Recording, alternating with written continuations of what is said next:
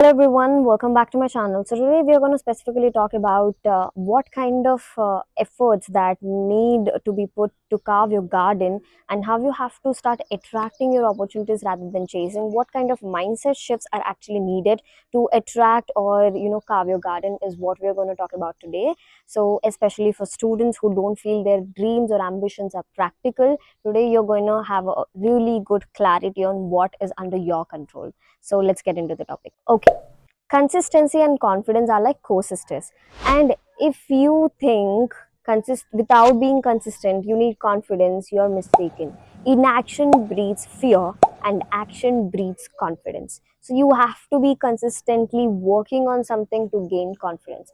But the major problem here is how we have to be consistent on something, because we have really true problem with consistency. Consistency is the key, we all know that. You know what? When you specifically start focusing on the result or the importance of that particular task, you can never be consistent. You should actually focus on how the process makes you feel like. The feeling that the process gives you is majorly important than the task or the importance of the result. We majorly don't focus on our feelings, how the process is making us feel like. We have become so robotic these days. We are living such a autopilot lifestyle where we started keeping our emotions or feelings aside and started thinking how important this responsibility is and how important this task is or this certain goal is, but we don't focus on how this goal or this process makes us feel like. If you keep your feeling aside, it's natural you face burnout very quickly. So how the process makes you feels like, put that on a higher pedestal, give that a little priority, and start thinking what makes me feel good, or how if I do this task that makes me feel good. Which I mean, to make it more clear, if you do a task in a certain way that's not making you feel good, then stop doing it in that way. A task doesn't have only one way to perform, it has multiple ways. Just like how solving one problem doesn't have only one kind of equation, you have different ways, right? Try your own way to do that particular task and see how it makes you feel like. Everyone have their own way, you have your own unique style, don't forget that. So start doing it in your way and start jotting down clearly what made you feel good in this process, what made you feel so good. So and start implementing such techniques. So this is very important, how the process makes you feels like. And apart from that, even though if you start breaking the consistency, but still remember you're a human and this happens. So whenever you do it for a longer period of time, for 10 to 20 days, and then you feel like not doing it anymore, ask yourself two questions, two reminders in fact. One, go creative. Two, be flexible. Okay, if you don't feel like doing it in the morning, just tell yourself, okay, now I don't feel like doing it, doesn't mean that I don't feel like doing it forever. You can go and do it in the evening, it's fine to shift. Okay, and first thing is, go creative. If you start doing it like a mundane task, just like how you do every other task every single day, breathing, brushing, taking a bath, everything doesn't makes us feel creative. So add that creative aspect which makes you feel to be consistent more. So the feeling is more prioritized here. We're humans after all. So if you make yourself feel like you have more creativity, if you're going more creative with your process, enjoying the process and being flexible with it, because life happens in between for anyone and everyone. So if you be flexible, you may feel like, oh my god, I'm going really well, I'm going really strong with the process. That's important, that's really important than any other thing. Going is important more than sometimes how you're going and how people are actually judging you. If you're slow at your pace, people will actually judge you that you're really slow, but it doesn't matter whether you're moving or not, you're not standing still like everyone. That's important. So prioritize yourself, prioritize your own way of doing it, prioritize your feelings, prioritize how the process is making you feel like. Well, even confidence lies in the process, not in the result. But what is confidence exactly is? Where do you find it? How you develop it, and how you improve it if you already have little bit of confidence? All these kinds of questions looks like we don't find them in library, right? Keeping your insecurities in a box and ignoring them or dominating with attitude is not confidence. You have strong point, you no need to dominate. Confidence will take over the discussion even if your tone is not loud, and confidence will develop when you see yourself in the process, not in the result. To make it simple, when you call others as ours, when you call other people as our people, or the one who actually came and recognized you after your result, your fame, or your spotlight, or the one who actually recognized you during your process and are with you in your process and recognized your efforts. The second one, right? So when someone say you're a failure or you failed, why you look at yourself as a failure? It's because you don't have bond with you can't recognize your own efforts, you can't see yourself in the process, or you yourself have that self guilt that you didn't give your 100%, you haven't put your 100% efforts. If you haven't put your 100% effort and agreed with people's notation that you're a failure, then you have to develop putting your efforts. But if it is you are the one who don't recognize your own efforts or don't recognize or see yourself in the process, then you have to stop seeking validation. Stop seeking validation or tie your worth with people's words. Only then you can see yourself. See, redefine success for yourself. Stop seeking validation. I can't stress on this more. Stop tying your worth with people's words or people's impression. It's because for everyone, success is different. I feel I'm already successful not because I have lakhs of crores in my bank account. It's because for me, success is taking everything at a balance. I want to balance my job at the same time my lifestyle, and taking things at a balance or success at a speed of balance is what I only look for in my life. And if I have proper sleep or proper food, I feel I'm having self productivity. I don't feel like I'm wasting my time on sleep or food.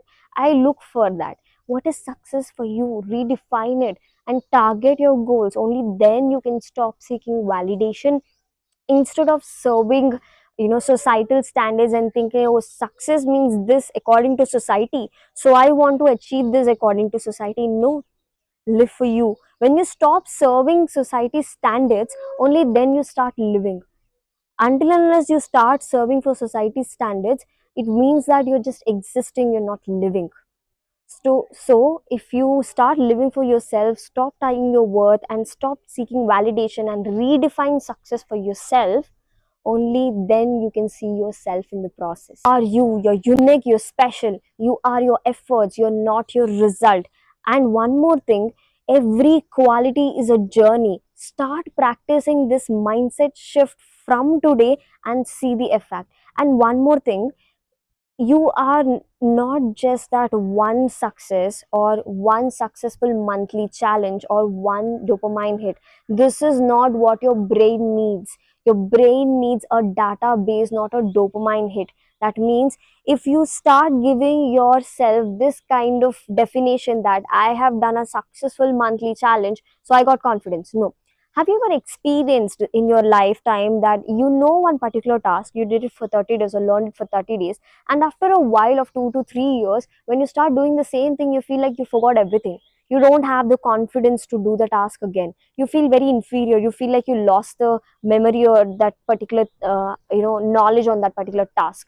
Why this happens is because you haven't mastered it and you left it in between. You felt like your 30 days challenge is done and you got confidence on it and you lost it.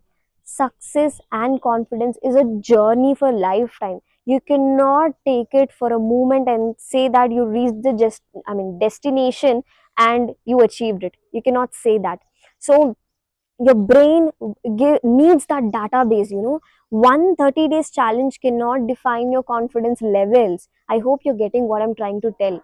When you keep on doing that particular task, when you keep on, for example, let's say you have fear for public speaking, when you keep on doing it for multiple times in your lifetime, and the moment where you feel comfortable with the crowd, that's when your brain start feeling like, oh, this is an easy task for me.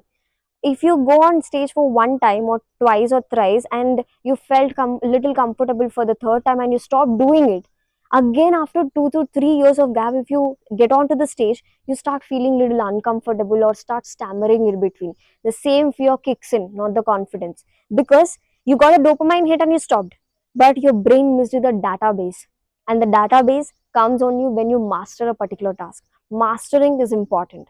So in that database which you give with your efforts to your brain is where confidence lies. So start doing from today. Your only duty is to keep efforts. Now you picked one habit, what you want to change in yourself, or picked one skill that you want to upskill on. Okay. The thought that you want to change, like the thought, the idea that you got that I want to change in this or I want to upskill in this itself is like seedling. You have planted it. Okay. And now when you start taking action towards it and started doing or putting your efforts to change that particular habit or upskill yourself, is like watering the plant every single day. And you see that little sapling or the little plant that's coming out of the seed is like your progress of process is really good. That means you're enjoying the process. And when you start putting your efforts without counting when the result will come and started enjoying the process, you mean that you are blooming.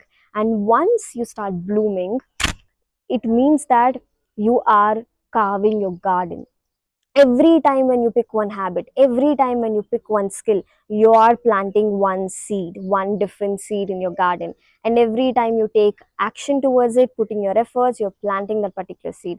And slowly you will build your own garden, and then you will start blooming. You watch yourself blooming, and then the butterflies start flying into it.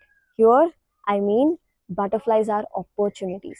They start flying in. You don't chase for them, you actually attract them. And now the actual thing is, few butterflies don't stay there. They just come for that one flower, and they feed on it and they move. They take the nectar. That means few opportunities are not permanent. They came for that one particular talent or task or for that one limited period of time into your life. They take that service from you and they just vanish. So every opportunity is not for lifetime. Just like how we change our companies or change our colleges or whatever profession are you into, we change, right, every single year or after a certain period of experience. Same way. And few butterflies will come and stay for a really long time. That means we having collaborations or tying up startups, business, or any other kind of thing, you will have a really long bond with them which serve you for a longer period of time.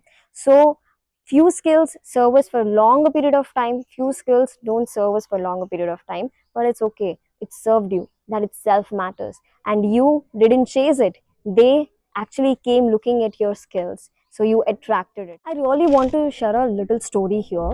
And I really want to. I don't want to take the college name, but I really want to share the story.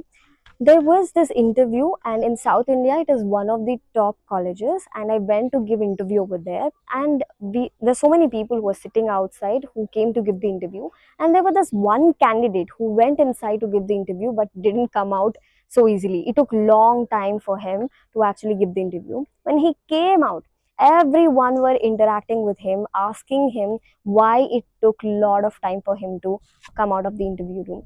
He said that panel was extremely impressed, and he is here not to see whether he will get selected or not, but to test his potential, whether he can crack the interview or not. And he said that panel has interacted with him for a really long time, being impressed with his strong profile.